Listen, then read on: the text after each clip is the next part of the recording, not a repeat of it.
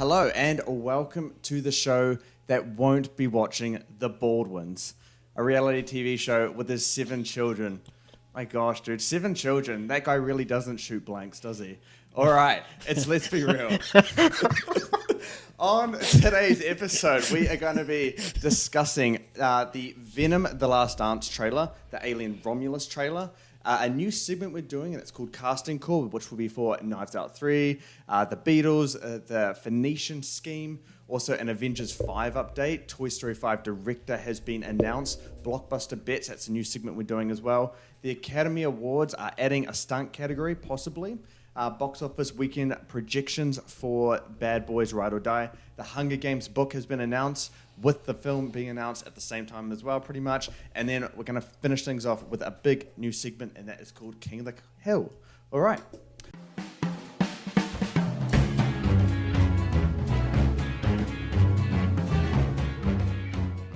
I'm James, that's Nan, and we're coming to you from Australia and New Zealand. We appreciate you guys taking the time to enjoy watching or listening to us today. You guys know the drill. If you guys want to be a part of the conversation, if you want us to cover anything, do any rankings, whatever it may be sure to comment below or let us know on any of our social media platforms. All right, let's just jump straight into things, Nan. I really hope you liked that opening line that I did. I wanted to start things off with a bang today. Someone else might have as well. Anyway, we're just going to do it. We're just going to get straight into this one. Venom: The Last Dance. The trailer's out, Nan. You've seen it. What'd you think?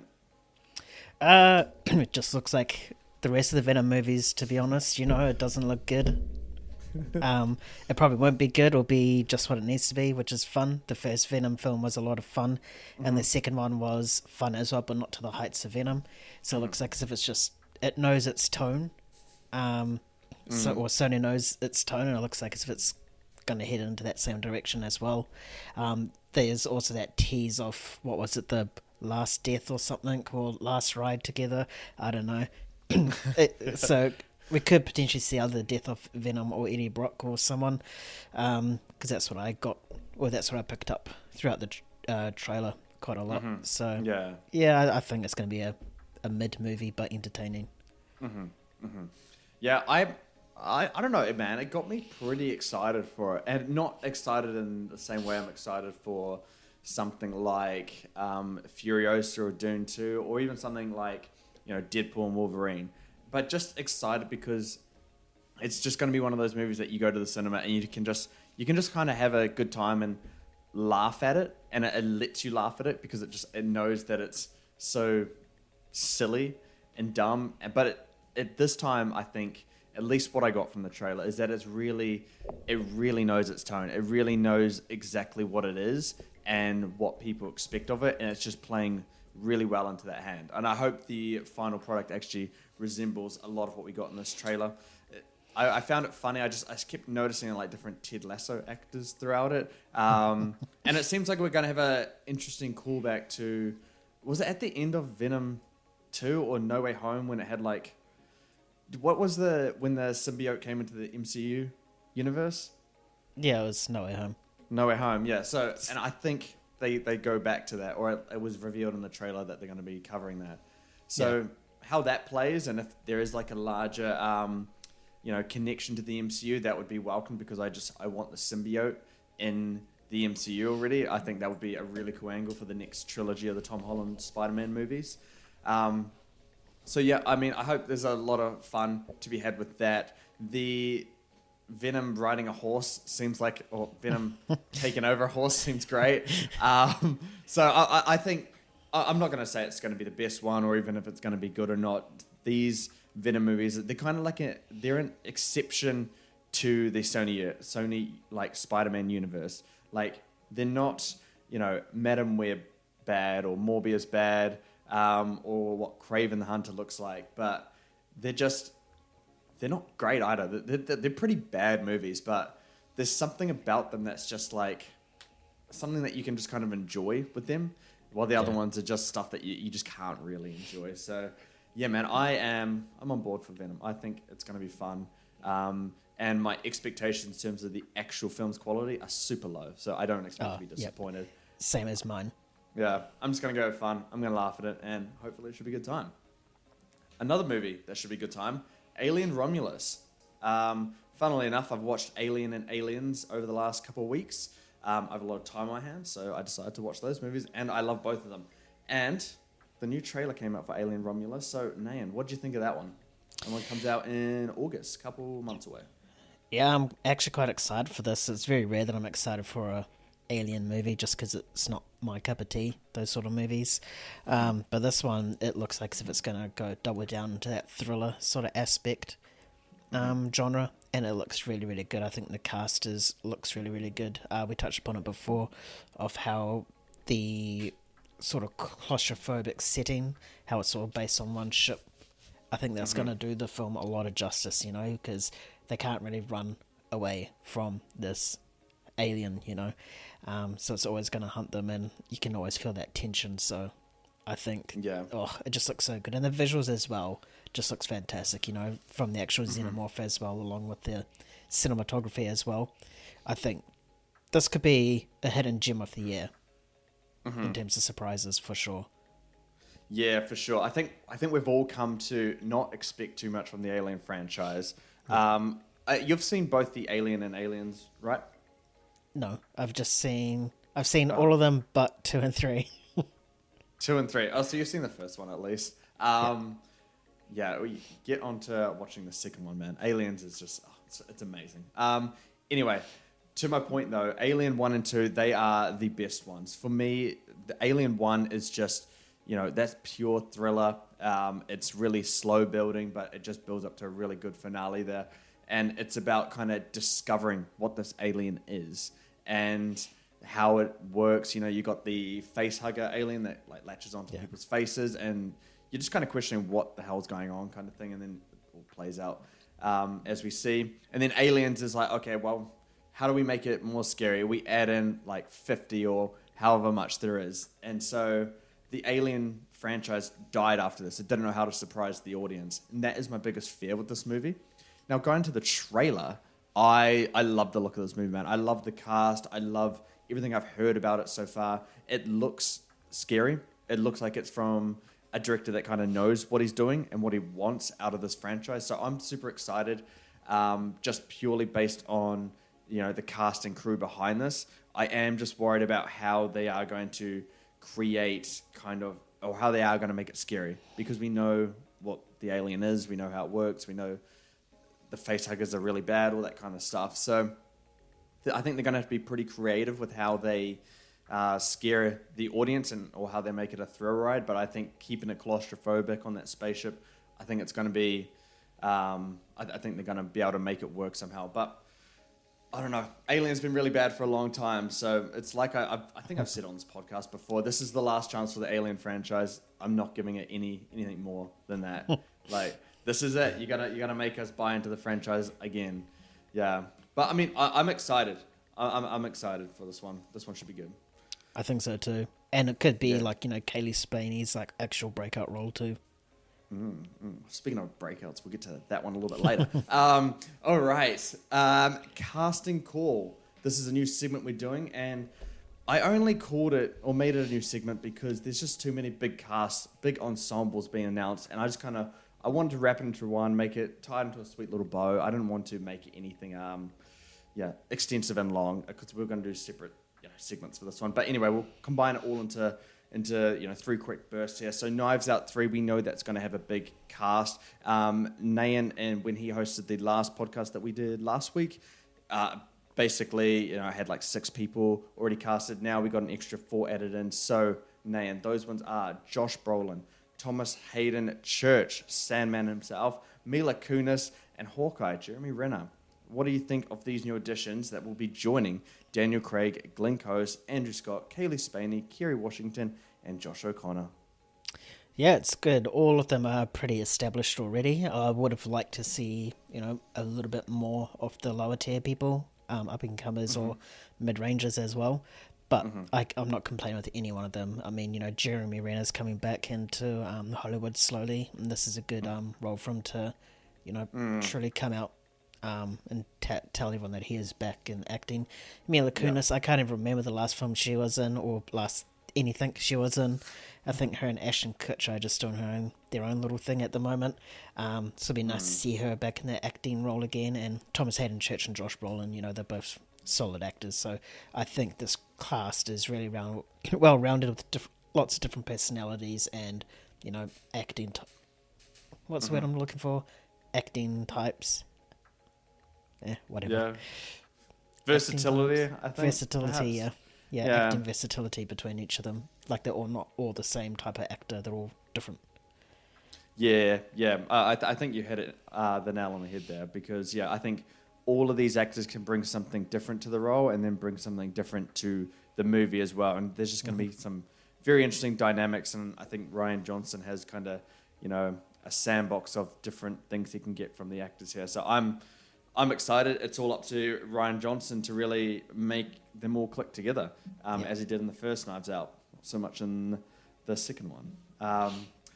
All right, we have a little bit of an update on the Beatles movies. Actually, quite a big update. So we have our rumored cast members that will be playing the Beatles. Don't know how familiar you are with the Beatles name. It's a little bit before our time, I'd say, just a little bit. So the cast members for this one, Paul Mescal will be playing Paul McCartney, Harris Dickinson will be playing John Lennon, Charlie Rowe will be playing George Harrison, Barry Keoghan, Ringo Starr. That's who he'll be playing. So it's going to be 4 different films. They're all going to be interconnected and told from, or each movie is going to be told from the point of view from one member. And all of them are going to be releasing theatrically in 2027. If that doesn't get you excited, they're all directed by Sam Mendes, he did Skyfall, 1917. He's done other stuff as well, but he's a great director. So this is one to really be excited for. Nan, how does this cast sound to you? It's like the Avengers right here, they're all getting their individual films for the eventual team-up film. I don't think I've ever seen anything like this where it's been 4 separate biopics based on a group, all to be released in the same year, directed by the same person as well. I don't think I've ever seen that in anything, not even like major franchises as well. So I think this is awesome, and I really hope it does work as well, because I touched upon your comment. I'm not sure before. I am not familiar with the Beatles. I know a few of their songs, but I don't really, and I know who they are, but I don't know their story or whatever. But I do know that they're a huge group. So this is a lot of pressure because you don't really want to turn off those fan bases, even though most of them are close to death door, considering how long these guys have been around for. Oh my gosh. But Sam Mendes, hey, that's not as bad as the opening line. Yeah, I know. That one was bad. But Sam Mendes directing all 4, holy shit, he's a fantastic director. You touched upon it, 1917 Skyfall, 2 of his recent hits previously. I think he did Spectre. I can't remember. I did, Yeah, so that was a little bit of a tarnish, but 1917 made up for it. And the cast for the individual Beatles themselves, I think they're perfect. They're just, slowly starting to break out or up-and-coming people. So I think this is going to really, put them on the map, similar to what Austin Butler did with Elvis and Taron Egerton did for Elton John. Yeah. No, for sure. Man, I'm really looking forward to this. This is definitely on my radar now. I really like the Beatles. I'm not familiar with their story, but just a lot of their music, when I guess the time is right or the vibe is right, their songs can just kind of fit perfectly, and I really enjoy them. So I'm super excited to get a Beatles story. Sam Mendes is the guy that I trust to do a good job with it. And yeah, like you do, the way these kind of movies are being done is super interesting. The fact that they're all going to be released in one year is exciting because you kind of get that momentum that's throughout all the movies. And hopefully it's just like one per season and not like, 4 in a month kind of thing. I hope it just that's plays so out. stupid if they do that. Yeah. So it's going to kind of be like a Beatles year, if anything. They are one of the biggest bands of all time, or musical artists, however you want to phrase it. So they deserve the justice to be done. The only thing I've really seen of the Beatles in terms of film is that movie Yesterday. Do you remember? Do you know the movie? I remember it, but I haven't seen it. Yeah. That was an interesting take on how to you use the Beatles, I guess. But the Beatles have their own rights, and I think a studio whoever is doing this recently just got the rights to use the Beatles in film. So I guess that's how it's coming along. This sounds like it's the right way to do it because they are 4 different personalities, 4 different people. It'd be interesting to see their perspective on how they created one of the most iconic bands of all time. As for the cast, I love it, dude. The cast is great. Paul Mescal, he's on the ascension. Same with Harris Dickinson. Charlie Rowe, I've heard his name being touted around a little bit more these days, so he could really be someone that's on the up-and-coming list. Barry Keoghan, you know how he is. He's always part of these kind of movies. I expected him to play, especially Ringo Starr. He feels kind of perfect for the role. So at the moment, I believe this only one source came out with this information, so hopefully it stays true because I'm really liking the cast. Anyway, we're moving on to one of Nayan's favorite directors, Wes Anderson, and his next movie is The Phoenician Scheme. I believe it's already done filming, but we're getting cast announcements anyway. This guy is like the king of just making movies and then just dropping all the details at once, Like, you never know when a Wes Anderson film's going to come out until, like, everything's done. I know, yeah, and to that fact, he doesn't stop. Like, he's just always making stuff. Like, dude, slow down. I just want him to take, like, a few years break and just create, like, a masterpiece. I want the Wes Anderson masterpiece to come. And if it's already in Grand Budapest Hotel, then I'm going to be sad. But, hey, fantastic Mr. Fox. No, not. Close second, we'll call it that. But anyway, we've got some new additions to this cast, and it is Willem Dafoe, Benedict Cumberbatch, Scarlett Johansson, Tom Hanks, Bryan Cranston. They are joining Benicio del Toro, Michael Cera, Bill Murray, and Riz Ahmed. So yeah, it's another stacked Wes Anderson movie. Thoughts on this one? Yep. I completely forgot what the film was about. I read up on it before this podcast, but I probably should have written it down. But oh well. But the cast, you got your staples in there, the Bill Murrays and Scarlett Johansson as well. Mm-hmm. I think his name's Josh Schwartzman. And that Indian guy from Grand Budapest Hotel, don't know his name. I'm sure they'll all be announced as well because they're like his actual like staples. I swear Josh Schwartzman has at least been in part of, if not all, then at least 90% of Wes Anderson films. So I'll be surprised if he's not in this one. But yeah, it's another fantastic cast, pretty much similar to Knives Out, where it's all different personalities, different acting versatility as well, and acting types. I really wish I could remember what the film was about now, but oh well. But I'm excited for this one, as I always am for any Wes Anderson film. Yeah, I'm a bit of a hit or miss with Wes Anderson. Like, he's a great director. I think he is one of the best working today, but I just don't know where I'm gonna land with his material. I think he is a bit of a hit or miss, and I don't think it's because he's poor in any way. I think it's just the rate of his movies are just it's a really high output that not everything lands in the best possible way. So, and it's exciting. This cast is definitely exciting. It's a really good ensemble so far. I like, majority of these actors already that are a part of the film. It's just when it comes to Wes Anderson, you just know they're going to be stacked. So that it doesn't elevate my excitement. I was already expecting something like this. However, it was initially reported that it would just be a really small cast for this one, which would have been surprising. But hey, big cast ensembles seem to be Wes Anderson's specialty, or what he loves to dabble in. So can't blame him for that. But hey, hopefully, for one of his future films, he kind of just is a little more intimate movie, just where there's like an actual lead actor, and then they can go from there. I just think something a little bit different from Wes Anderson. I would like. I'm come to expect these great big cast that he does for his movies. But regardless, it's Wes Anderson. If you put his name by a movie, you're going to be excited for it regardless. So let's hope it's just better than Asteroid City. That's the only thing. Or French Dispatch. French Dispatch, yeah, true. Okay, so The MCU. It's not a podcast if we don't do the MCU. It has to be talked about in our podcast. Anyway, Avengers 5.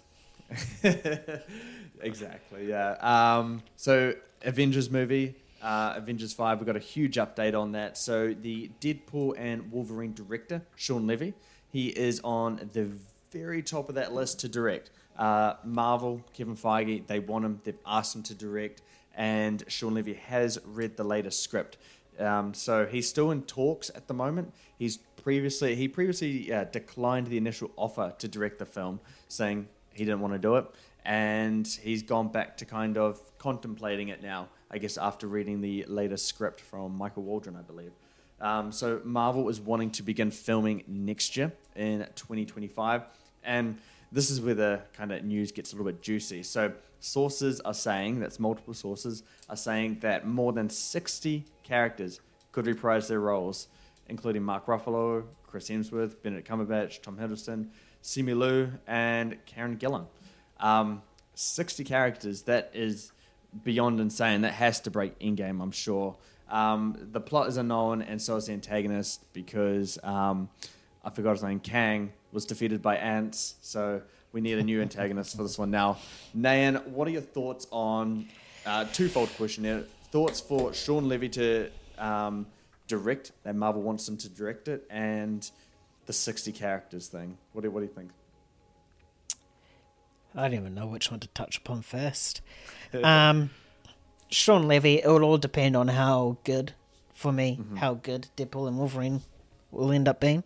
Right now it looks like as if it's going to tick all those boxes, so if it does that, then 100% Sean Levy. But, you know, the directors, or the people that have been touted for the directors for this film has just constantly been in like a little Russian roulette thing, you know, it's new week, new director, so can't really get that much excitement until something concrete is done. But I think out of all the directors that have been rumoured so far, I think Sean Levy would be the one that I could get behind. I mean, considering he's also been working on Deadpool and Wolverine, which is a big film for this film, so he clearly knows what to do and how to do it.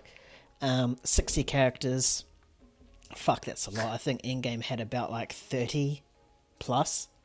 But 60 characters, John, how would you even do that? Some of them would have to just literally be like 2 seconds in there, like, you know, Groot just walking by or something. Or there's no way you can give like 60 characters the same sort of or similar screen time than they did in Endgame, you know. I mean, you had your core 6 and plus a couple others, and then, you know, the big scene at the end. But 60, oh god, that's just way too much. Way too much. Yeah, man, I completely agree with you. On the first point, though, Sean Levy, if Marvel's asked him to direct, I think they're very confident in Deadpool and Wolverine. Not the fact that it's just going to do well, but that it's actually a good movie. It gives me, you know, so much confidence in backing Deadpool and Wolverine as a movie that they just want Sean Levy to direct the Avengers 5, which seems like it might be the biggest movie of all time if they are going to commit to 60 characters. So it gives me a lot of confidence in Deadpool and Wolverine. Sean Levy, you're completely right. I have to see Deadpool and Wolverine for myself to see if he's going to be the right fit.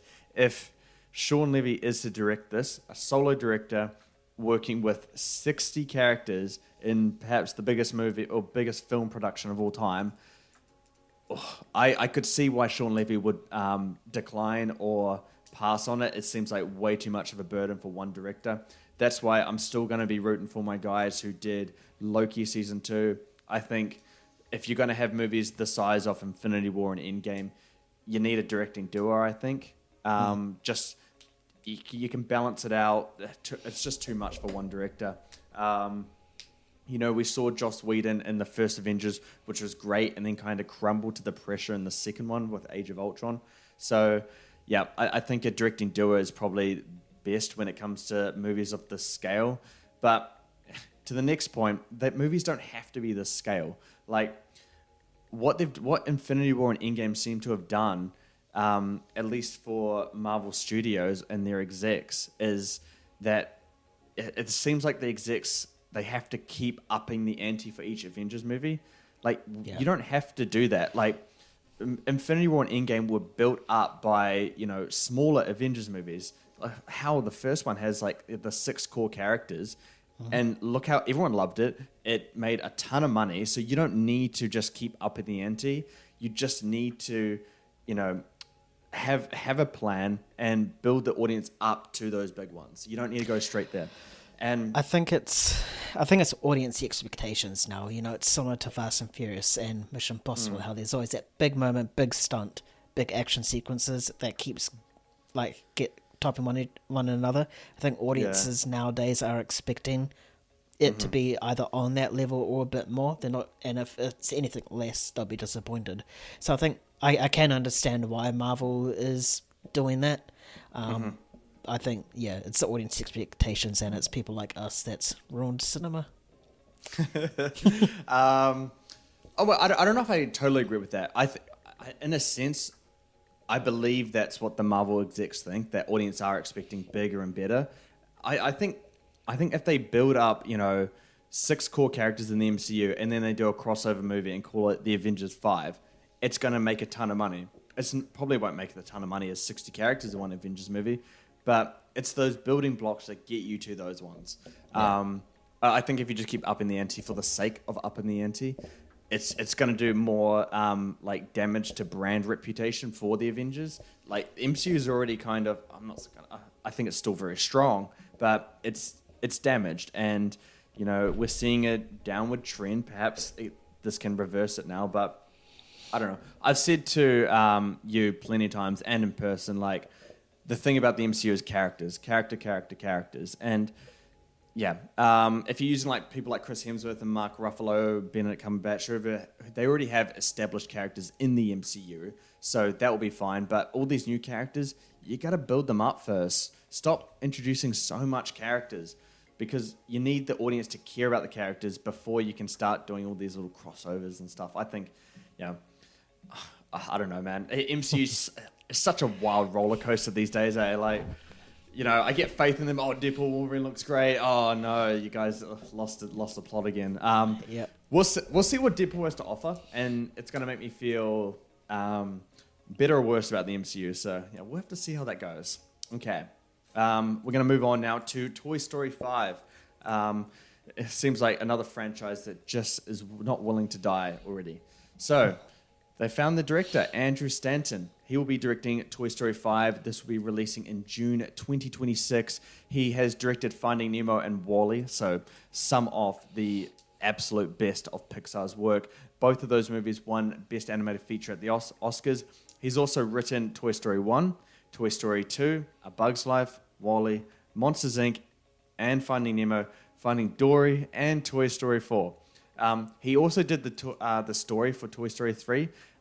He co-did it, but he didn't actually write the screenplay itself. So you got, a Pixar legend at the helm for Toy Story 5, right? And Toy Story 4 was from a first-time feature-length director. So, Nan, we've been saying on this podcast regarding Toy Story 5, like, we can't write this off completely, but it feels like the franchise has to end. They can't keep doing the perfect ending. So now that we've got a Pixar legend at the helm for directing this movie, do you have a little bit more faith in it, or are you still kind of at the same level you were at beforehand with it?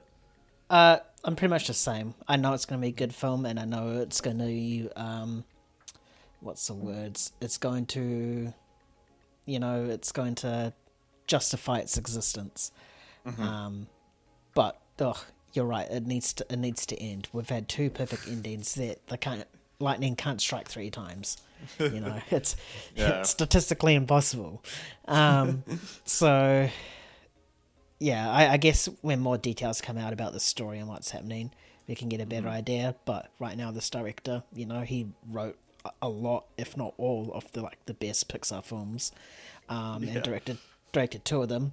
So, Pixar clearly has faith in this guy to do the Toy Story franchise justice, because at the end of the day, that is Pixar's baby. That is the one that started it all, and that's the one that they can keep going back to 5 times to make bank. So it's good. I don't know if I want to say the words excited.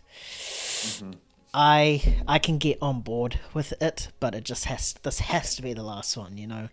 I said it for Toy Story 4 as well. It has to be the last one, and I was clearly wrong. So I'm going to say it again, and one day I'm going to be right. So it has to be the last one, because where do you go from here? I mean, the obvious choice is obviously going to Andy and his kids, and that's probably how you can pick up the Toy Story again with new characters and new toys, you know, and maybe have the additional cameo from Woody or the original gang here and there. That's probably how you could further the Toy Story franchise, but just having the story so centered around Woody and Buzz.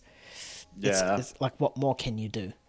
Yeah, completely agree. I was actually going to ask, like, what if they handed over the baton to new toys and we could see a new story grow with a new kid and all that kind of stuff. I think that's probably the best way to do it, and that's like, I could actually get behind that. But if they're going to do that, I really want kind of, you know, a background theme to be how, you know, kids are getting less imaginative and creative and using toys less, and they're sticking to like technology, iPads, iPhones, all that stuff. And we're just seeing how toys are reacting to it and how they're trying to, you know, get those kids off the devices and back playing toys, using their imagination, all that kind of stuff. I reckon that's an excellent way for the franchise to reinvent itself, give itself some life again, and just, you know, pave the way for another trilogy, perhaps. I think that's the best way.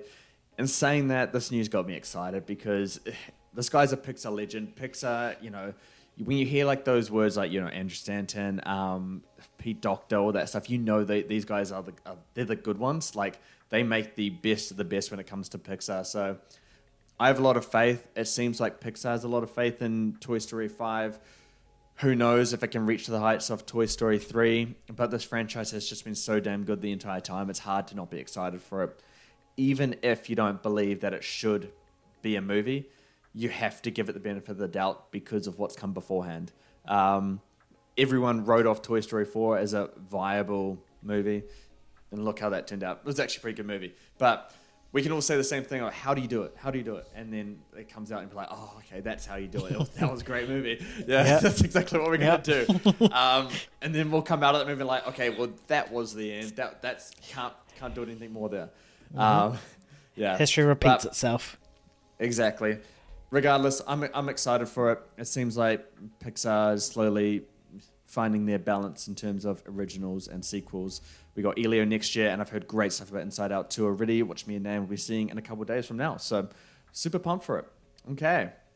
We are going to move on now to a new segment I'm going to try for a little bit. We're going to do this one every single week, and it's just highlighting the latest tracking for the box office. It's called Blockbuster Bets. It was as creative as I could be with the segment name, so have fun with that one. But anyway, box office is kind of a big topic right now, and some people are really freaking out about it, just losing their minds over it. So I thought, why not we, track the box office? We update where the projections are going and how these movies are tracking, right up to the opening weekend, and then predict the opening weekend, and then we can start predicting where they can go from that weekend onwards.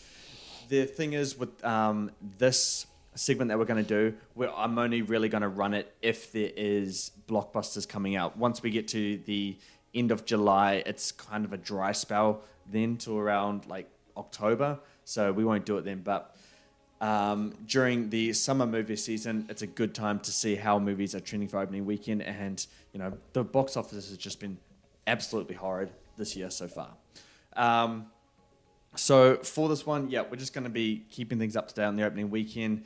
And for finding out these tracking numbers here, I use kind of a multitude of sources, and then I use 16 years of following the box office, using all that information that I've learned over that time, seeing the trends, and then just kind of placing my own bias or thoughts on top of where these movies are tracking.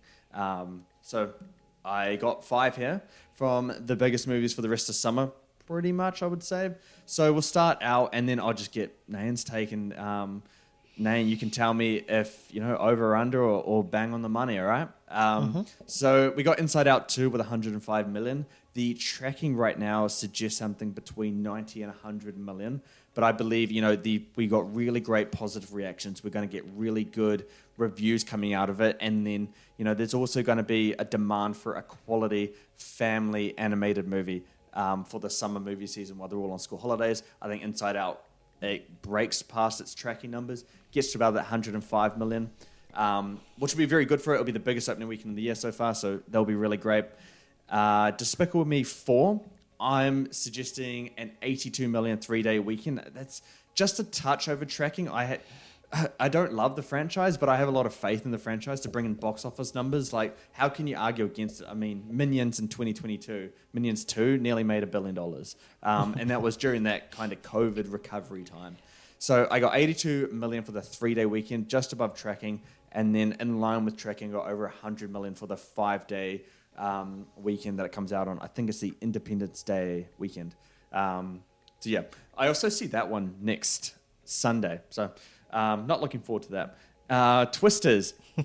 I think this one will be a surprise hit for people. They've already, had tickets available for people to purchase. It's tracking quite well right now. I'm more on the low end of it, and I'm just saying I'm on the low end of it because Deadpool and Wolverine releases the weekend after Twisters. And in an economy where people are kind of holding on to their money, being a little bit more cautious with how they spend, we're in recession, all that kind of stuff, inflation's very real. I think they're going to be, saving their money for that big event film at the end of the summer, which will be Deadpool and Wolverine. So I think I'm going to be on the low end of tracking, unless I see new information come through that says I'm wrong on that one. And then we head to the big event one, which is Deadpool and Wolverine.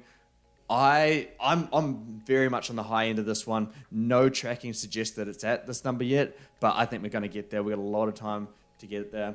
Deadpool and Wolverine, I think it's going to have a 193 million opening weekend, absolutely demolishing the R-rated opening weekend record so far. And then A Quiet Place Day 1, 43 million opening weekend. I think it'll be fairly fine for the Quiet Place franchise. I think it's pretty much in line with the first two. So, yeah. What do you think on these ones? Over, under, or right on the money? I think Inside Out, probably give or take, obviously, like a couple million, but I think that's bang on. I think Despicable Me, I think that could go huge. I don't know, just minion power, man. You just can't like bet against it, I think it might be a little bit more higher. I'm talking about the 5-day holiday thing. I think it might be a bit more higher than 100 million. It might get Inside Out 2 numbers, so Inside Out's 3-day numbers, but over those 5 days. So I'm thinking right about that 105, give or take, a couple million. Twisters, I think you're bang on. I think it might come in a little bit less, maybe. I mean, it's based on a sequel that released in the 90s that very few people would know except for 90s people. It could be like, the next Top Gun where a legacy sequel hits, but who knows? That one's probably the most interesting one. Just to see tricky, but yeah. Yeah. Mm-hmm. Deadpool and Wolverine, you absolutely went for the fences with that one, didn't you? I'm sticking by my guns, dude. Part of me wants to say 200 million is in question. If it wasn't R-rated, I think 200 million definitely would have been on the cards for sure, if not a lot more. But I think it might go around about 160 to 170. Yeah. I reckon that's my little bet. Now, Quiet Place Day 1, previous 2 films have tracked around this. You don't have the same director or cast members in it, so why would people want to go see a prequel and have it make a lot more? So I think that's pretty much bang on as well. So apart from, those 2, I think you're pretty much bang on. Obviously, give or take a couple million, but yeah. Yeah, fair. I mean, I completely agree with Twisters. It's a tricky one, but it's very interesting.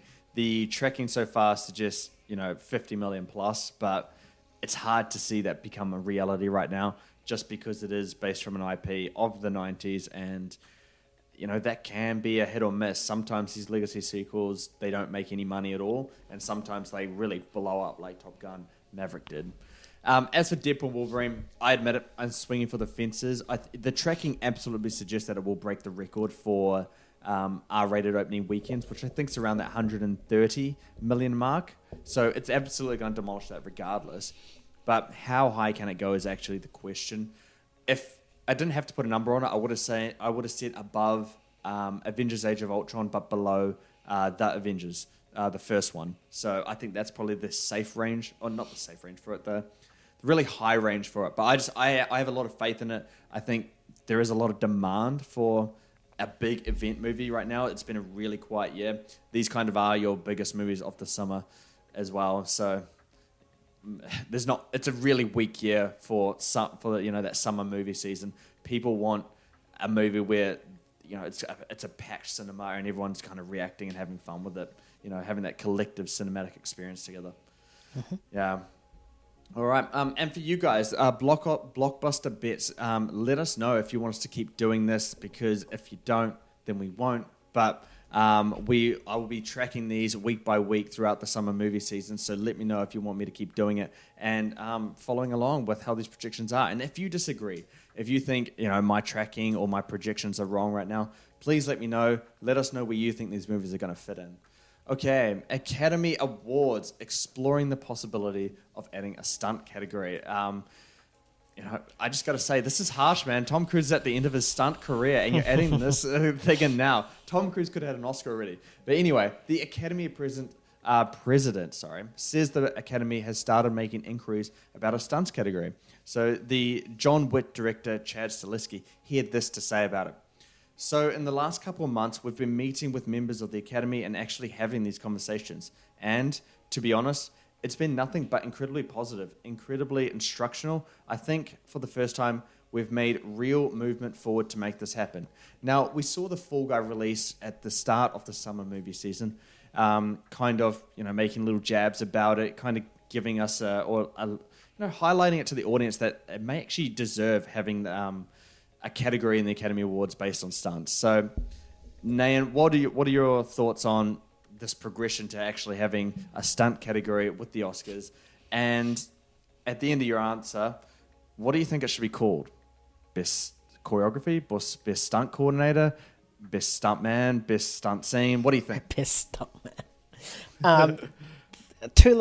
Not really too little too late, but this should have been done like decades and decades ago, I mean, stunts is a huge part of any film. You touched upon it before with Tom Cruise. I mean, he could have one for a Top Gun and take a perk off any, if not all, of the Mission Impossibles. He could be the most decorated Oscar person ever. 7 films so far. Boom, that's 7 Oscars plus Top Gun. 8 right there.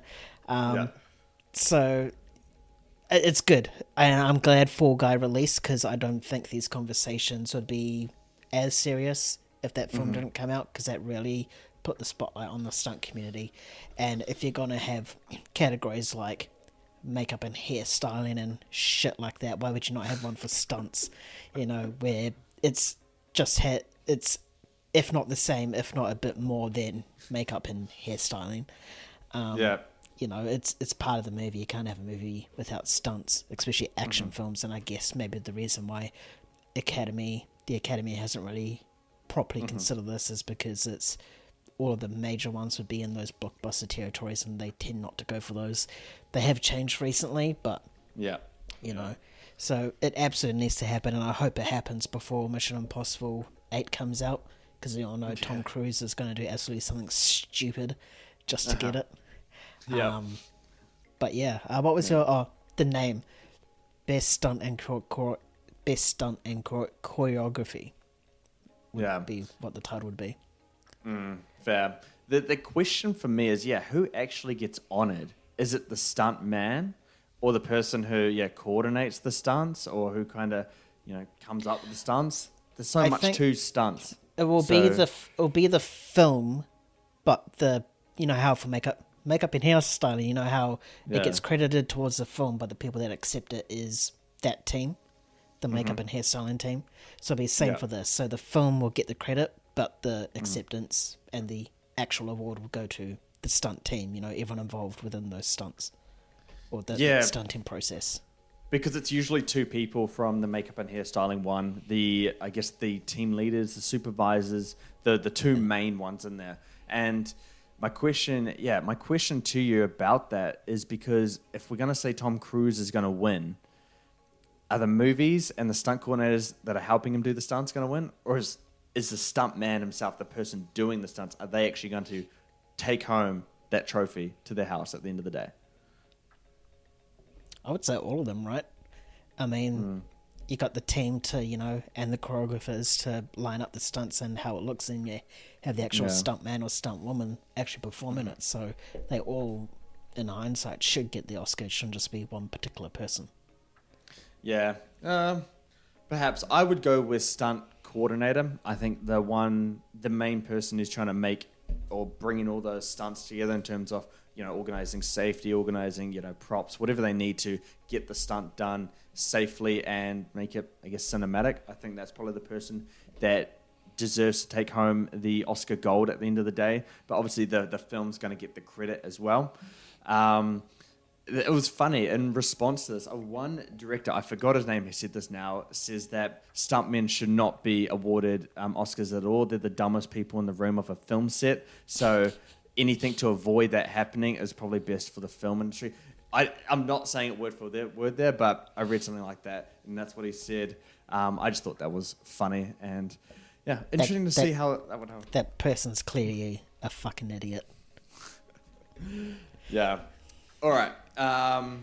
Yeah, but poor Tom Cruise, if it doesn't come before Mission Impossible 8, he would win it for that. Otherwise, he's doing a movie in space, dude, so that would have to win it if it's around by then, right? I swear that film's been around for like almost 10 years now.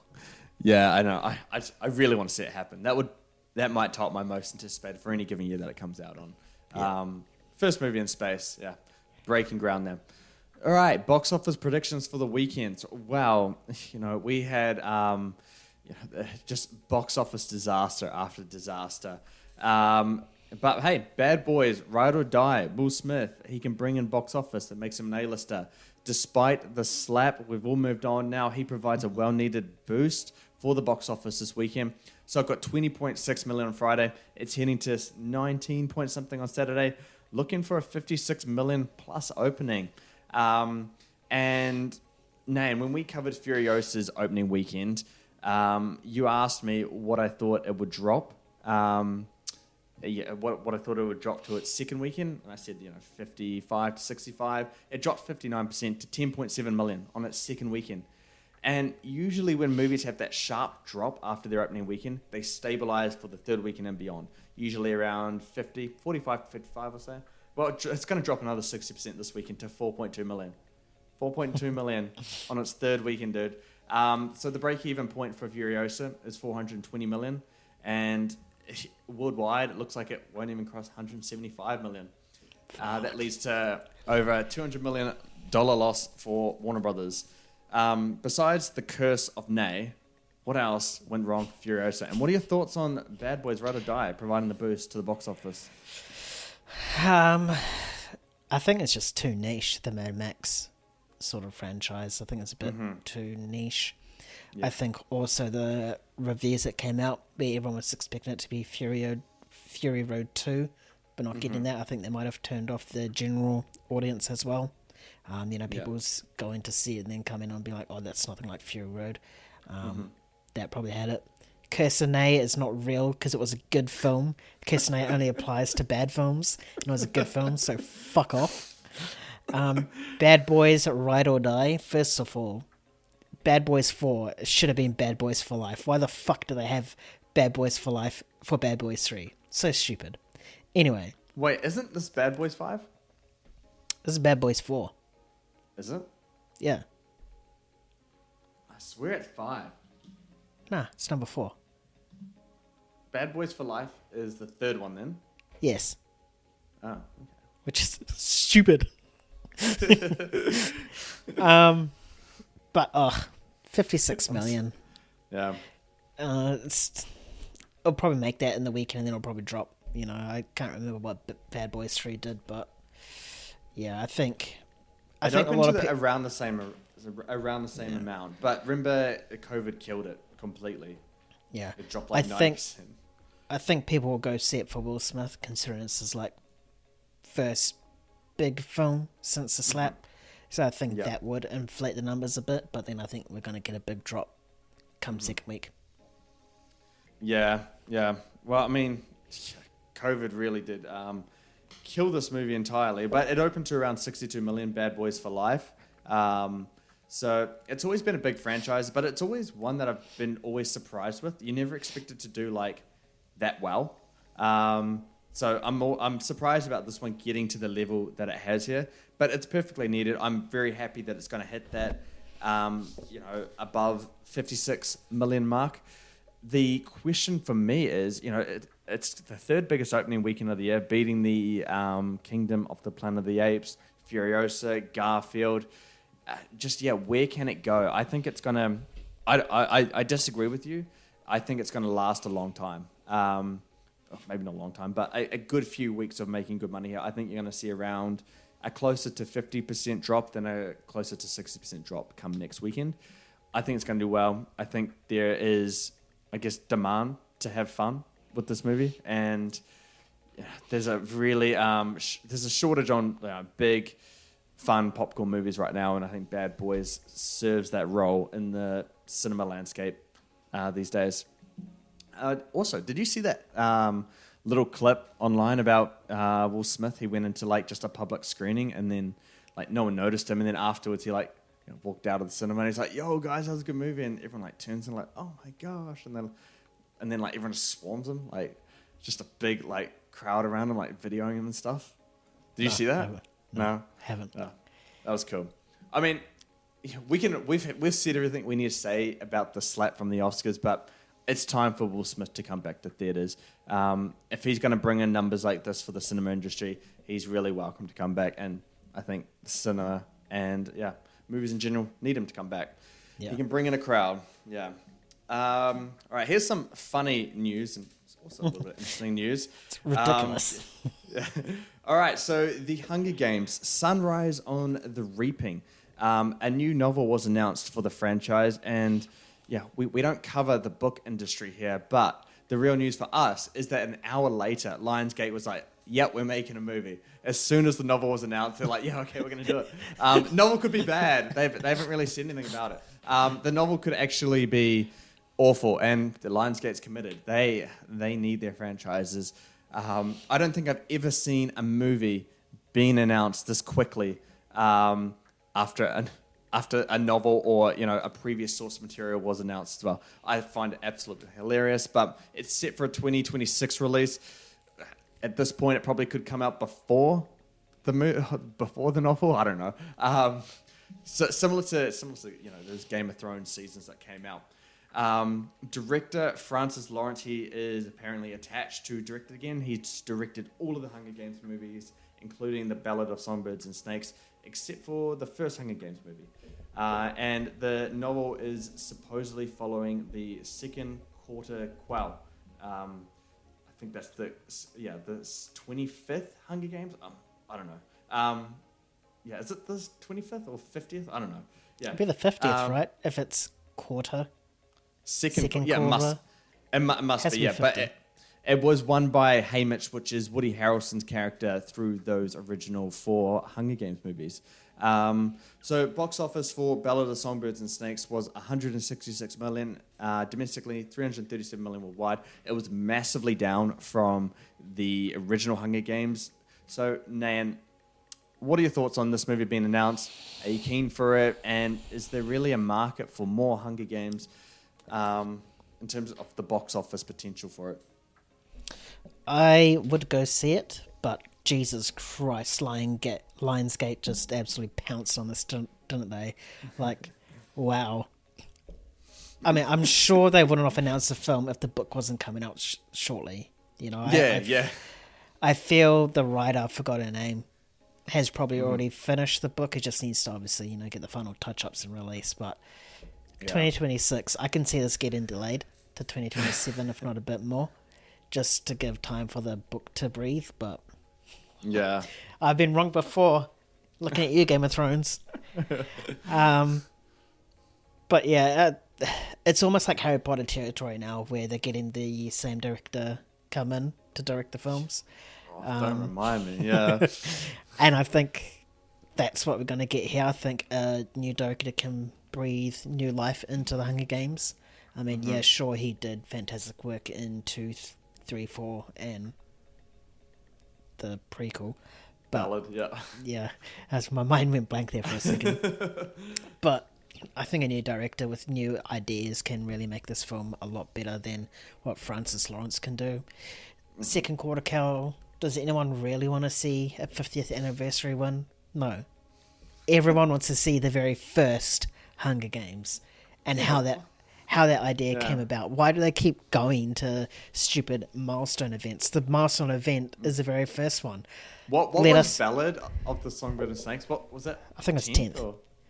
10th, yeah. Like, just make a book or write a book or make a movie based on the very first one and see what fucked up people had a great idea to have the Hunger Games and actually make it work, you know? Yeah. Like, that's money right there. That will probably make more than Ballad of Songbirds and Snakes and a hell of a lot more than this. Because we all know Woody Harrelson's not going to be in this film unless it's right at the end as like a I'm older now cameo. What if that he's just makes no de-aged? sense. Ugh, God. I'm out. But, yeah, to be fair, I'm not surprised. I mean, if a Hunger Games book was going to be announced, the film was always going to follow, you know. That's just how studios are nowadays. But I'm surprised about how fast it took. An hour. That has to be a record. And I hope other studios don't take a page out of Lionsgate's book. Actually wait until the actual book or source material is released to see if it's worth making a film. Exactly, yeah. And if you're going to make a film and it's a shit book, you best be damn sure that you make the film better than the book. Because you clearly have the product in front of you to know, oh yeah, I can make that better, that better, that better. But 2026, let's go. Oh man, yeah, this one was hilarious, because it's another case where I saw a novel was announced and I was like, oh okay, yeah, that's cool. Went to bed, woke up, oh yeah, the movie's being made. I'm like, oh, of course. Is this really what we've come to in Hollywood though? Yep. Where it's just like immediately and we're like, yeah, okay, we're making a movie straight away. I don't like it. I want to give the benefit of the doubt because I was adamantly against Ballad of Songbirds and Snakes. I had it my least anticipated for 2023, and I actually came to really, really like it. I have my issues with it. I think the last half an hour to an hour of the movie is kind of dragged out, but overall I thought the movie was done pretty well. It made me interested in the Hunger Games again. But now that this has come out, I'm questioning things again, whether it's like maybe the Hunger Games is that kind of one-hit wonder of a franchise. Like you can't just there's no tail to that franchise where you can keep kind of milking the audience's attention for it. At least Harry Potter, the Wizarding World is grand and there's lots to explore. Lord of the Rings, that world is huge. People want to see more of it on the big screen. But Hunger Games, people are there for the Hunger Games. And the concept is the same from the first one to whatever number it went to, right? So the element of surprise for the Hunger Games is, gone from the first one. You have to be really interesting to make people come back for another Hunger Games movies. Obviously, it starts with characters, make people care about the characters. I don't think anyone's going to care that it's Haymitch, despite seeing Woody Harrelson. The only thing interesting about that is it's by the District 12 or something like that, one of the poorer districts, and them winning it over the really rich ones that train for the Hunger Games. So that could be an interesting thing that we can see, but it still gives me no faith in this. I'm going to have to see more about it. I'm going to have to see how the novel is received before I can kind of get excited for it. But this time I will back off a little bit with being so against this movie coming out as I was with Ballad of Songbirds and Snakes. Honestly, they probably should have just continued Ballad of Songbirds and Snakes. I think you have a great foundation there, and you could probably improve upon that with a sequel of it. Probably. And it was quite open-ended. Yeah, and really capture how President Snow's rise to president came. Yeah. Don't think, for sure. There's a lot to be explored in that. Mm-hmm. Yeah. For sure, man. All right, we are going to move on to a new segment now. But we're having some technical difficulties. I am trying to share my screen with Nayan. Nayan, is it going through, dude? You seeing everything? Yeah, I can see it. Okay, you can see everything? Okay, yep. Cool. So Nan can follow along. So you don't need to look at it now, Nan. You can look at me right now. I want to look at the actors. All right, so King of the Hill. This one I'm super excited for. I put a ton of work into this one in terms of research. I will get to my things, Dan. Don't laugh too early, mate. All right, so King of the Hill. It will be revealing the best young A-list actors and actresses of Hollywood, essentially answering that question of who the next faces of Hollywood are. You know, before we had Leonardo DiCaprio, Brad Pitt, Tom Cruise, and now we have a new generation that is ready to take hold of the big screen moving forward. Movies are changing, and so are the movie stars, and we're starting to see it right now. So how exactly does that look? Well, that's what King of the Hill is. So King of the Hill is going to be, made up of 15 different actors and actresses, broken down into 5 different tiers, building up to the top tier. At the very top, that will be one occupant there, one actor or actress there, and AKA, that's going to be our King of the Hill, or Queen, who knows. So, when it came to our last podcast, we covered the Hollywood Reporter's young A-list and actors for the future, so to speak.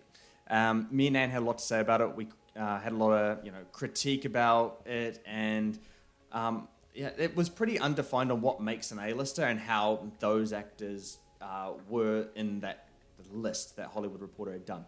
So I was like, screw it. We're going to make our own segment here, and we're going to have a real criteria. And I think our criteria is pretty good in terms of what defines a young A-lister for this next generation of Hollywood. So I'll reveal to you the criteria before we get underway. This criteria is important because I need you guys to understand that this is not saying who's the best actor. These aren't the best young actors. This is an A-lister. So on that last podcast, I said the 2 main criteria that an actor must meet to be considered an A-lister, they either got to be bringing in awards or they got to be bringing in money, aka the box office. So I'll reveal to you the criteria for the Hill now. So for the criteria, they have to be under 35 years old. As soon as you hit 35, you are off the Hill. So you won't be a part of it. Okay, and then there is a box office requirement. So they must have been in a film with over 150 million domestically or 300 million worldwide in a supporting role or above.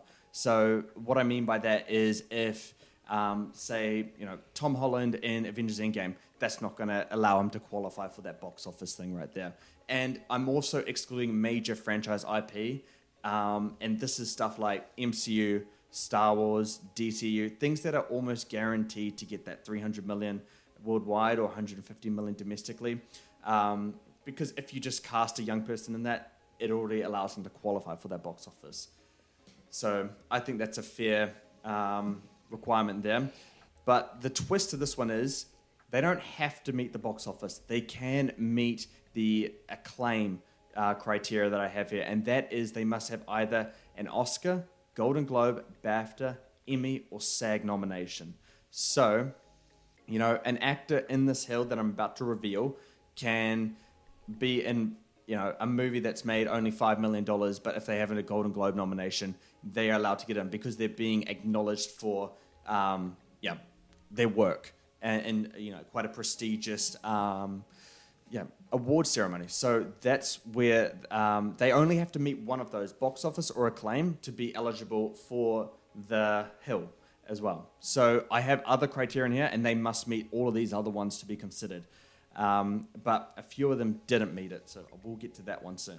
So they must have an average fresh rating on Rotten Tomatoes. So I've calculated all of these actors in front of you, the average Rotten Tomatoes score. And the reason why they must have an average fresh rating on Rotten Tomatoes is because the A-listers in Hollywood, they know how to pick their films. Them and their team know how to pick the right movies that are going to do well. So that's part of an actor's resume and filmography, to be in great movies consistently. And that will be revealed on the average fresh rating. Say whatever you want about Rotten Tomatoes, but if we're calculating 20 movies on an average, it's a fair assumption at that point. They must be a leading role in at least 2 films. You cannot be an A-lister if you can't lead films or if you don't lead films. That just doesn't happen. they must have a high-profile future role lined up. This can be behind the camera or in front of the camera, but being in a high-profile future role and having it lined up shows that you're in demand, that you can get work, and that you are essentially, leading the way in terms of these big projects that are coming in the next few years or so. And again, you must have been in at least 2 roles that are different. It shows your versatility as an actor. If you're going to be like Glenn Powell and be in Devotion and Top Gun Maverick in the same year, or Tom Holland and Spider-Man in 5 different movies, there's no versatility in that. They're all essentially kind of the same role. So they at least have to be in something else. Nam, thoughts on the criteria? Is that fair to you? Is that good? Yeah, that's fair. Yeah. Before you get started, 2nd row, 3rd from that way. Why is that person there? I think your camera's inverted, so I don't know which one you're talking to. But I'm gonna get to it. I think I know who you're talking about. I think you should know who I'm talking about. All right, should we get to that one first? All right, we'll get to it first, eh? All right. Okay. Yeah. All right. We'll just get straight into this one. All right. So, who didn't make the hill? These are the ones that deserve honorable mentions here. And they are people that didn't meet the criteria as explained just beforehand. So, we'll start with the one that Nayan's probably talking about, and that is Taylor Swift, correct? Yeah. Taylor Swift has been in movies. She's a megastar in the musical area. And the reason why I put Taylor Swift here is that she met... Let me actually go to my research here. She's under the 35. I mean, she's 34, so she's going to be out soon. So I just wanted to give her props now before she won't be eligible in the next time we do this. Her box office is over $1 billion total. She met the box office criteria with her Eras Tour movie. She's won an Emmy. She has 4 Golden Globe nominations. She averages 50% on Rotten Tomatoes, so she is under that threshold that I did, because they have to be at least 60%.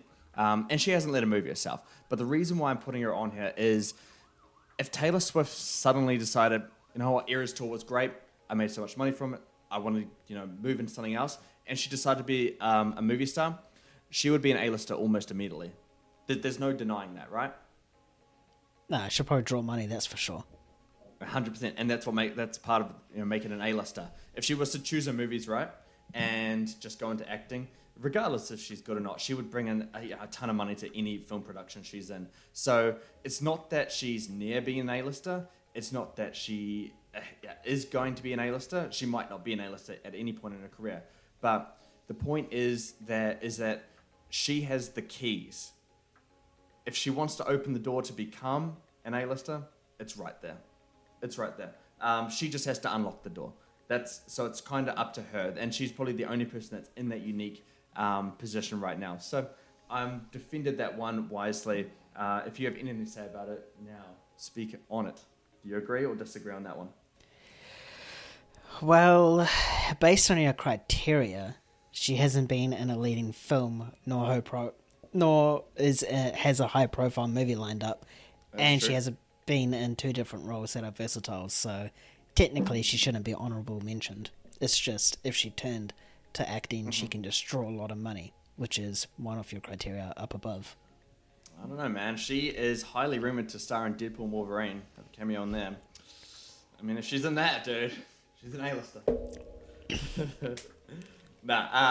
Okay, but we're going to move on now to the more serious candidates of this. Also to note, I couldn't fit it in the picture, but Glenn Powell, he's 35. We kept talking about him last time as if he's 34. He's 35, dude, so he's not able to be on this list at all. So don't expect him to be on the hill. Brie Larson, she was considered as well. She's 34, 6.5 billion total box office. She's part of the franchises, the MCU, Fast and Furious franchise. She's an Oscar, a BAFTA, an Emmy, a Golden Globe, and a SAG. She averages 62% on Rotten Tomatoes, but she has no high-profile movie kind of coming up. So she didn't make the hill, nor was she included on this little picture in front of you as well. And it's just because I think she's kind of slipping out of the spotlight more so. You'd think with, the Captain Marvel role that she would be ascending, but it seems to be going down, and that's pretty difficult to do when you've got one of the biggest roles in the MCU, right? So, yeah. Okay. Who do we have? All right, we got the Saltburn brothers on the bottom row on the left there. Jacob Elordi. I mean, he's popular, sure, I give him that, but 47% average on Rotten Tomatoes. Shout out to the Kissing Booth series of Netflix. Hey, guess what? Your resume does matter. Jacob Elordi is one of those guys, though, that can easily get on the hill kind of at any notice. He just needs to bring in a really great performance in a really good movie. Once he gets those two together, he can really start ascending. But he's going to get there at some point, I believe so. But right now, dude, his resume is really bad. He needs to start building that up big time. All right, who else do we have that's interesting? Oh, yeah, we'll go to Barry Keoghan, the other Saltburn guy. So, yep, he's 31 years old. He has a $1.8 billion box office. He starred in The Batman, Dunkirk, Eternals. The thing with him is he has not led in 2 movies. He only led in Saltburn. So, Eternals, Dunkirk, American Animals, they are all ensemble pieces. He's not the lead in that. He's not the guy carrying that movie. His next high-profile movie coming up is The Beatles, and that's rumored. At this point, it's not actually confirmed by the studio itself. He has won stuff as a BAFTA. He's won stuff, or been nominated for, an Oscar. And his average on Rotten Tomatoes is 77%, one of the highest in here. He was strongly considered to make the hill, but he was one that was just left off. Jenna Ortega, there's not much to say about her. I don't know where the popularity comes from. I think she can get there. Yeah, I know that, but in terms of supposedly execs are really keen for her. She doesn't meet the box office threshold. Her highest grossing is Scream 6 with $169 million. Yeah, so she's a bit far off. She's very young though, so she has plenty of time to get there.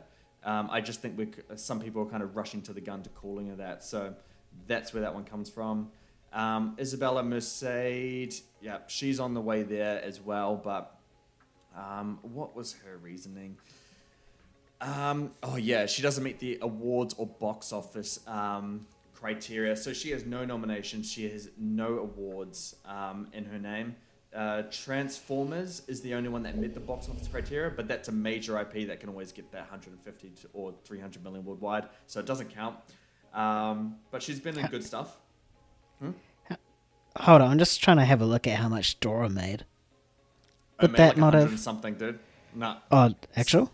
16 million domestically, and I think 16 million worldwide. Oh, internationally, yeah. Oh yeah, 120. Oh, yeah. Fuck! I thought that was bigger than. Exactly. Okay. Never mind. No, it was tiny. I was shocked as well. I've looked at nearly everything for this. So yeah, I was shocked at that one. So she doesn't meet that at all. Her average on Rotten Tomatoes right now is 56%. Can be boosted up. She's picking the right stuff. Her stuff lined up is Alien Romulus, The Last of Us, and Superman. So she's coming, but she's not there yet. Therefore, she does not make the hill this time around. Sydney Sweeney. Last week I said she was a lock in my eyes, but really looking at her entire filmography and what everything adds up to, she doesn't quite make it. She's close, but not close enough. Sydney Sweeney averages 52% on Rotten Tomatoes, so she's really bad. One of the lowest in terms of the ones that I've considered here. Her box office is only 723 million. Nothing met the box office, I believe. The thing that boosts her most is Euphoria, which earned her 2 Emmy nominations and a SAG nomination, and that's her high-profile role coming up is Euphoria Season 3. So, while I absolutely believe she's on the way, and the fact that she's a producer as well elevates her case, she's not there yet. So you got a lot of people that are just banging on the door for this hill, but they're not quite there. Jodie Comer was one that for personal reasons, I just really wanted to be on. I just find her extremely likable. I think she's a great Me too. I'm sad about sitting her there. Yeah, I'm sorry. Yeah, but no, she doesn't do it. I had to make it a fair process. She only has 361 million total box office. That's total in her whole career. It's might be the last one here.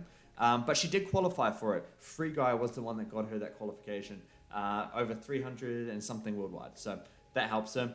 She's also in The Last Duel, the Ridley Scott, Matt Damon, Adam Driver movie, I believe.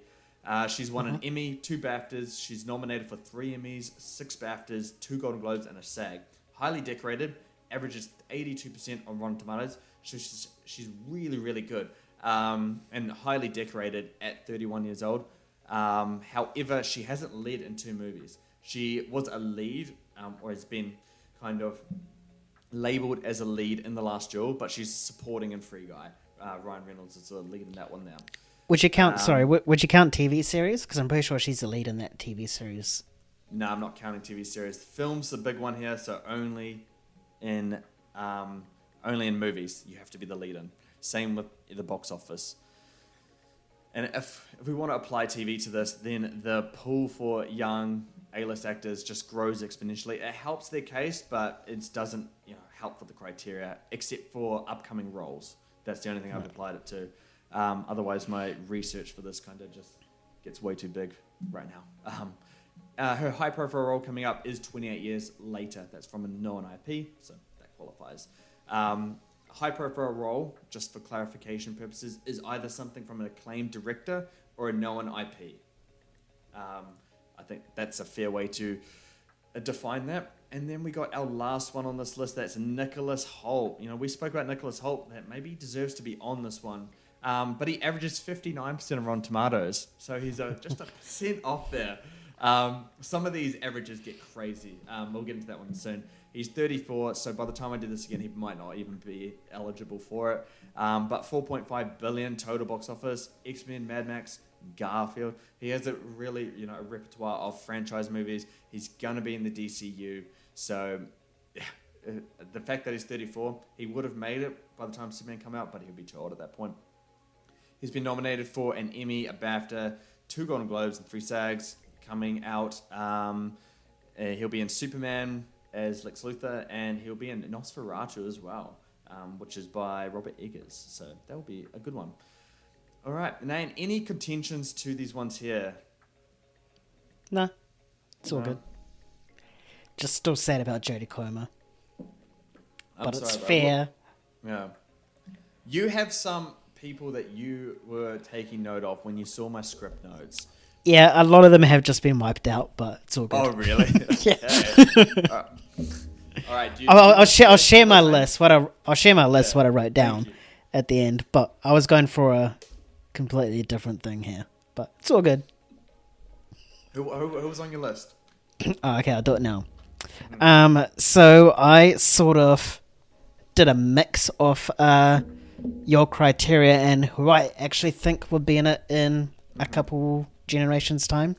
So one, I have McKenna Grace. So she was the lead in the 2 recent Ghostbuster films. She also played young Carol Danvers and young... I forgot the ice skater name. The film is I, Tonya, but I don't know the actual skater. Oh, right, yeah. The other one I have is Rachel Zegler. I mean, Hunger Games, Ballad, and she's going to be in... she was in West Side Story and going to be in Snow White. Other one I have here is Alex Wolff. I think he's one to keep an eye out on in the future. Hereditary. He was in Oppenheimer as well. So that would have qualified for the box office. And his next film is, I think, A Quiet Place Day 1. I had Will Poulter in here as well. I had... This is where it gets weird. I had Ayo Edebiri from The Bear. She qualifies for the Emmys and the Golden Globes, but I think she'll be one to keep an eye out in the future if she just branches out into films. And Jeremy Allen White as well from The Bear as well, same reasons. And then I have Kernan Shipka as well. She was in Mad Men and she was in Totally Killer as well, but she's one to keep an eye out on in the future. Yeah, fair. No, some good names there. I definitely consider the Bear duo there of Ayo Edebiri and Jeremy Allen White. I think they are. I think they're coming. I mean, Ayo Edebiri's in Inside Out 2, so that's promising for her career. But yeah, and McKenna Grace and another one you mentioned there as well. They're ones to definitely be on the lookout in their horizon. But what I'm about to reveal to you are the ones that are actually here already. All right, so we're gonna get straight into this one, man. Let's do this, man. Do it. Boom. Row 5. All right, so these are the 5 that are at the bottom of the hill, but they made the hill. And to be on the hill, you have to meet that criteria. But fun fact, only 12 people met that entire criteria. So 3 of these ones on the bottom didn't meet the criteria. That is Austin Butler, that is Aaron Taylor-Johnson, and Anya Taylor-Joy. So for Aaron Taylor Johnson, he didn't meet the criteria because he had a 59.64% on Rotten Tomatoes. So he was like 0.36% off from being eligible. So when I was looking at I can fill out, he had to be an obvious candidate for that. Same with Austin Butler. He's 59% average on Rotten Tomatoes. So you kind of have to give it to him. And have this kind of list without Austin Butler on it, it seems like a crime at that point if something would be wrong with my criteria. So he has to be on it. And then Anya Taylor-Joy just did not have a high-profile role coming up that I can see. So she was not eligible for it, but I don't know. I'm assuming she will be announced for Super Mario Bros. 2, which is a high-profile role, and she'll immediately get in. So that's why she's on this. But Aaron Taylor-Johnson, he's 33. He's still young. It feels like he's been around forever. He's done Kick-Ass, Tenet, Godzilla, MCU, $3.3 billion at the box office. He's won a Golden Globe. He's been nominated for 2 BAFTAs. And his roles coming up, Kraven the Hunter, and 28 years later, Nosferatu. This guy is an A-lister and he's young still. Potentially Bond too. Yeah, exactly. And that's why I decided to put him on despite not meeting the criteria. I had a whole list of who should fill out those last 3 spots. I'm like, okay, if this guy gets Bond, he's immediately there. And he can, I don't know if he could go to the top, but he can definitely be, in those top three tiers. Next one we got Austin Butler. He's 32, so he's only got 3 years to try to climb this hill. 1.4 billion box office. He's in Elvis. He's Dune. He won a BAFTA, a Golden Globe. He nominated for an Oscar. Nominated for a SAG. He's nominated for 2 SAGs actually. But he does average 59% on Rotten Tomatoes. If you look at Rotten Tomatoes, you see the trend of his quality of films getting higher and higher.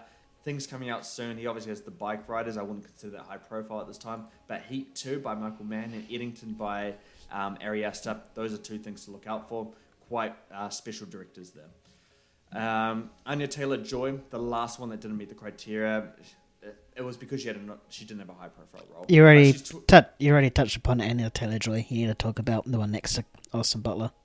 Yeah, I know. I'm just telling the resume to the audience. Oh, I thought you already did that. No. I was just saying why she got him. But 28 years old, 2.3 billion total box office. She's been in Mario, Mad Max. Yeah, she's still young. She's won a Golden Globe. She's won a SAG. That was mostly for Queen's Gambit, I believe. Nominated for a BAFTA and Emmy as well. But she does average 63% on Rotten Tomatoes. She chooses the right projects to be a part of. Kaylee Spaney. Kaylee Spaney was a surprise when she met all the criteria. She is 25 years old. She's clearly up and coming, but her box office, only 571 million total box office. But she was a part of Pacific Rim Uprising, Priscilla, and Civil War. Pacific Rim was the qualifier for her then. Don't consider that a major IP. That's an automatic 300 million movie. But anyway, she's been nominated for a Golden Globe, so that helps her case. Averages 67% on Rotten Tomatoes, so she's got a great early start in her career. And the things coming out, Alien Romulus, Knives Out 3, allows her to be a part of this hill. And then we go to the final one, one that probably surprises me the most in terms of this whole hill, Harris Dickinson. I mentioned him the other day, but I didn't really consider him. I just wanted to float that idea out to you last week, Nan. But he qualified for everything. 27 years old, 890 million total box office. His qualifier was Maleficent 2. Yeah, Maleficent 2. He was on that. Don't like that movie. But I like this guy. I'm rooting for him. He's been in The Iron Claw, The Triangle of Sadness, 2 movies I've loved. He's been nominated for 2 BAFTAs. He averages 65% on Rotten Tomatoes. His upcoming movies is Blitz and The Beatles. Blitz is by Steve McQueen, an acclaimed director. And Beatles is obviously, something based on really popular stuff. And he has led into movies as well. He is rumoured, but he's got that Blitz as backup, so he's okay there. All right, let's move on to our next tier, Nan. Boom. There we go. All right. We got Paul Mescal. He's 28 years old. He is on the 3rd row here. His box office, though, this is surprising, bro. His total box office for all his movies, 30.8 million. Is that the lowest? That's the lowest of anyone I ever considered for this list. He hasn't been in much, but he's still qualified, and I'll get to that soon. But 30.8 million, my goodness, Furiosa opened higher than that. Even Garfield opened higher than that. in just 3 days. But 30.8 million total box office. He's been in After Sun, and the reason why he qualifies for this is because of his, award resume. He was nominated for an Oscar. He's nominated for 3 BAFTAs and 1 Emmy, and he's won 1 BAFTA. So he's eligible for the award side of it. His average for Rotten Tomatoes is 77%. So super high. It's one of the highest averages on him. And his upcoming stuff is Beatles, Gladiator 2. Ridley Scott, I don't know if I'd call him acclaimed now, but he's certainly had his praises said to him beforehand. But yeah, Beatles, that's obviously a big one too. Paul Mescal deserves that spot there. Then we go to the real Netflix queen, that's Millie Bobby Brown. According to my criteria, Millie Bobby Brown is the A-lister, not Jenna Ortega. Millie Bobby Brown is only 20 years old. Only 20. She has 15 years to get to the top of this hill. So she might do it. Her total box office is 832 million. So not that big, but she's been in, Godzilla vs. Kong, Godzilla King of the Monsters, and that's really where her movies lie. Otherwise, she's kind of the Netflix person off this list here. Being in Enola Holmes, Stranger Things and such. She hasn't won any significant awards, but she's been nominated for 5 SAGs and 2 Emmys. She averages 70% on Rotten Tomatoes. She, leads those 2 Enola Holmes movies, and her, big role coming up in the future is the final season of Stranger Things. So she deserves to be there. We'll see where her career takes her. Then we get to another one, Taron Egerton. He's 34 years old. He turns 35 in October. This might be the only time he ever makes the hill. But anyway, his box office is 2.2 billion. He's been in Sing, the singing gorilla. I like him. Oi, Dad. I was going to make that joke. Kingsman, Rocketman. He's been in a well-rounded mix of animated, and Oscar-worthy performance, and then Kingsman. He's won a Golden Globe for his role in Rocketman. He's been nominated for an Emmy, 3 BAFTAs, 2 Golden Globes, 2 SAGs. He averages 62% on Rotten Tomatoes. He's led in 2 movies, and his next movie coming up that is, I guess, his high-profile movie, Kingsman, The Blue Blood. I didn't even know it was called that, so that's one to look forward to. And then we got our final role in here, and I'm sad she's this low, but she is the one rounding out our 4th row here, and that is Saoirse Ronan. She's only 30 years old, extremely acclaimed already, but she has 1.2 billion total box office. She did not meet the box office qualifier. A lot of these people we're going to be seeing now have met both the awards and the box office qualifier. She doesn't meet the box office qualifier, which is why she's in this 4th row here. Her biggest movies are stuff like Lady Bird, Little Woman, Grand Budapest Hotel, stuff that hasn't, blown up for the box office. But when it comes to Academy, when it comes to awards, she's huge. Hasn't won anything, but she's been nominated for 4 Oscars, 5 BAFTAs, 4 Golden Globes, and 4 SAGs. She's extremely decorated when it comes to nominations. And her average is 60% on Rotten Tomatoes. So she meets that qualifier exactly. But highly good at what she does. So she's very deserving of that role. All right, Naam. Any thoughts so far, dude? How are we feeling about this? To be honest, I thought poor Mescal probably should have been on that bottom row, and either Aaron or Austin would have replaced him. But other than that, no, it's pretty bang on. Yeah, you're right, dude. I mean, I would agree with you. I'd put Austin at least higher, but I made this criteria. I have to stick to my guns with the criteria. He doesn't average a fresh percentage of Rotten Tomatoes. So. Well, then technically he shouldn't be on there if he doesn't average it, right? Well, only 12 people averaged it. I needed 15 people. He was the one that was closest to it afterwards. I have the mess, bro. I wrote down all my notes. I got this. Don't worry. All right, 3rd row. Let's reveal it. Boom. There we go. Look, underlined and everything. Is she that young? Pardon? I said it was Jennifer. Oh, wow. I thought she was way older. Yeah, we'll start off with Jennifer Lawrence then, all right? Okay, 33 years old. She's another 2 years to get to the top here. And at some point in her career, if we'd been doing this before, she probably would have been at the top. It feels like she's been around forever. $6.1 billion total box office from the role she's been in. She's been part of the X-Men franchise, obviously the Hunger Games franchise. She's won an Oscar. She's won a BAFTA, 3 Golden Globes, and 2 SAGs. She's been nominated for 4 Oscars, 2 BAFTAs, 6 Golden Globes, and 6 SAGs. Yeah, she has, the resume of someone who's been, acting for like 30 years at this point. She averages 33% of Rotten Tomatoes. Her high-profile movie coming up is a Luca Guadagnino film that I forgot the name of. But regardless, he's an acclaimed director. So, I would have considered her A-lister, to be honest, at this point. She me personally. That's why she's on this. No, she's anyone on this list. I would consider an A-lister at this point. Okay. But for different reasons. She's both a box office and Academy person. The reason why she's not at the top of this list is because her momentum is coming down, and we're seeing these people have really high momentums going up. Back, say, 5 years ago, she was really at the top of this kind of list, right? Yeah, she's coming down now. Starring in things like No Hard Feelings, which I kind of like, but it's not really A-list kind of movies. Zendaya, an obvious candidate. 27 years old, $6 billion total box office. A lot of it's the MCU, but now she's got Dune. Greatest Showman was on there as well. She's won 2 Emmys at Golden Globe. She's been nominated for 5 Emmys at Golden Globe and a SAG. She averages 78% of Rotten Tomatoes. She chooses really good subjects. That's a really high average for Rotten Tomatoes.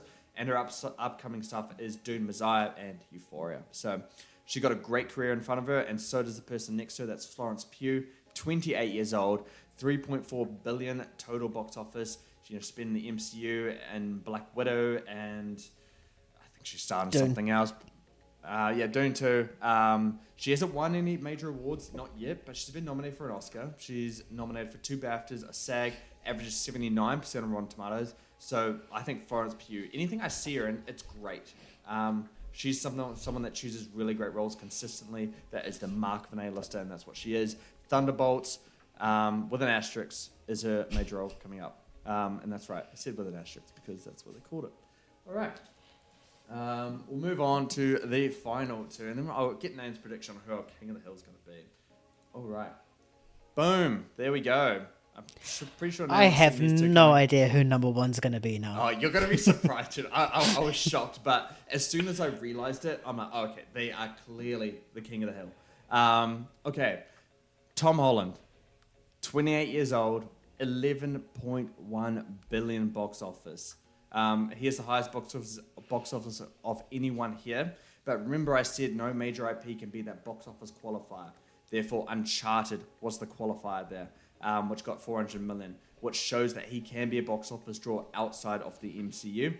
He's been nominated for a BAFTA, and he won that BAFTA. He averages 69% of Rotten Tomatoes, albeit a lot of the MCU, or actually I think all of the MCU stuff is fresh, which allows him to get that high mark on Rotten Tomatoes. And his major role is Spider-Man 4. So he is a guy who's relying on the MCU at this point. He lives and breathes on the MCU. And I know he's so much more than that. If you've seen his other roles, you know he can act. But this guy seriously needs to choose his roles better because he's been a dog shit outside of the MCU. He's lucky it saves his thing here. He's someone I could see easily going to the top of the hill, but I could also see him slide to the bottom of the hill at some point if he doesn't choose his roles wisely outside of the MCU.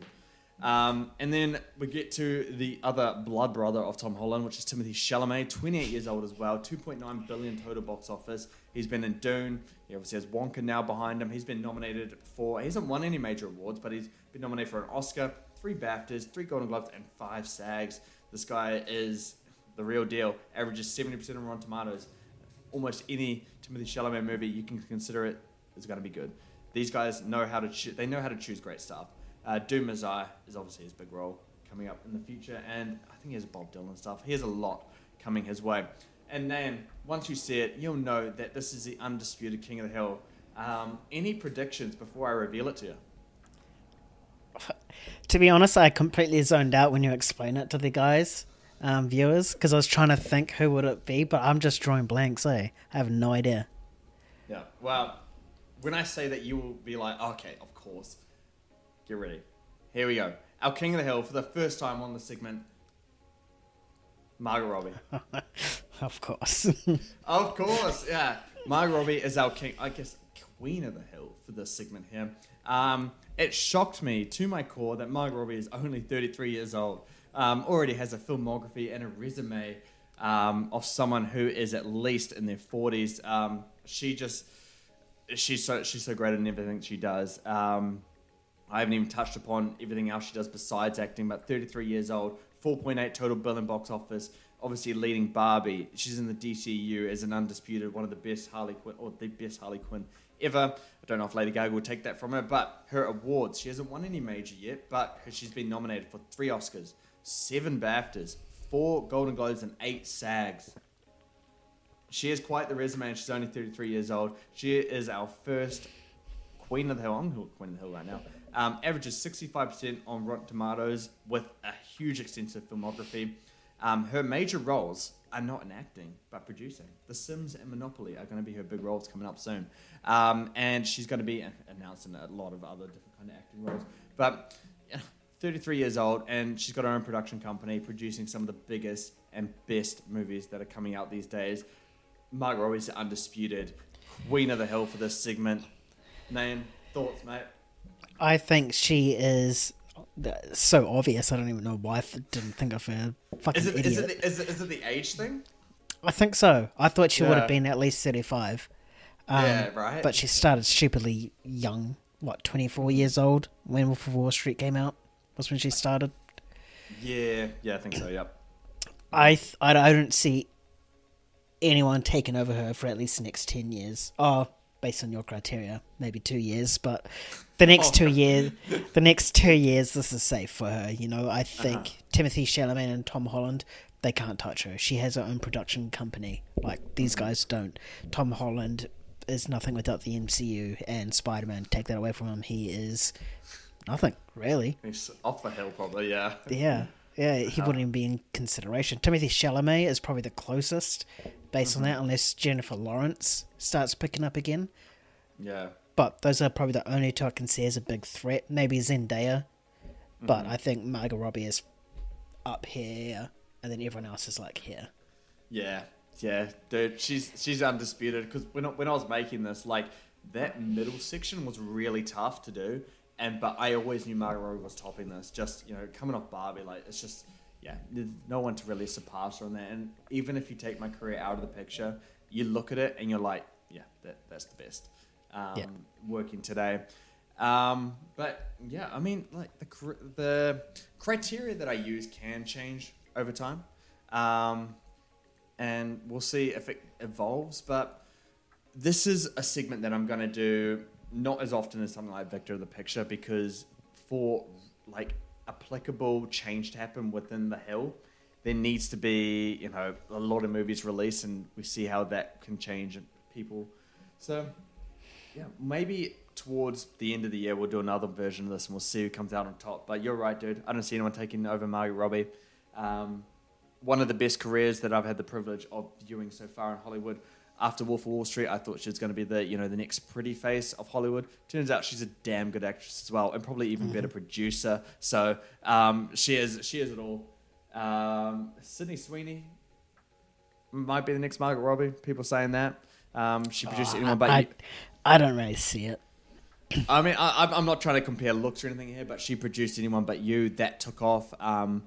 Clearly is a good idea of the market. She just needs to be in, you know, Oscar contending films to really kind of get the resume that Margot Robbie has. But she has, 6 years to really get that kind of resume. Possible? Unlikely. Margot Robbie's kind of doing the impossible at this point. But yeah, that's King of the Hill for you, mate. Yeah, I hope you guys enjoyed it as well. Do you guys have anything to say about it? Do you disagree? Remember, this is not really... I mean, a little bit of my personal opinion comes into play, but it's mostly sticks to that criteria. It's all kind of mass related at this point. If you think the criteria should be changed, let me know. If you think the Hill should change, who would you put at the top? Who would you take off? Who would you put on? Does Taylor Swift deserve a mention? You let me know. If Taylor Swift decides to act, by the way, she might get to the top. Let's just be real. Okay, well, that is going to do it for us today. We hope that you guys enjoyed our discussion on all the things today. This went extremely long. We're looking at an hour 40. I am so sorry I'm so sorry to Nan, man. He's on New Zealand time right now, and he's got to work day tomorrow. I feel so bad. But I hope that you guys enjoyed it. Ooh, getting sick. Oh, man. But yeah, hope you guys enjoyed the long episode. Hope you guys enjoyed the new segments as well. Do let us know what you thought. And if you guys are listening to us, you can reach out to us on any of our social medias, Twitter, X, whatever you want to call it, TikTok, Instagram, all that good stuff. Be sure to subscribe, leave a comment, like, you know what to do. Anyway, we are going to be getting back to our regular schedule. I've just had major disruptions in my life, so is Nan. So we're just trying to establish a good rhythm right now, but we'll be back to our regular schedule this week, I presume. As for reviews, we got Inside Out, and I think, Nan, are you seeing Despicable Me at the end of the week too? Are you? Sunday, yeah. G. Yeah, so we got a bit of an animated week for you guys coming up, so be on the lookout for that. My favourite time of the year. Yeah, and also, in the little surprise review, The Boys Season 4, I've seen half of it. I'm watching the next 4, probably tomorrow or the next day, and we'll have that review for you dropping in line with the embargo. I'm not allowed to say anything about it right now, but I don't know if Nan's seen anything so far. No, I haven't seen anything. No? I sort of want to wait.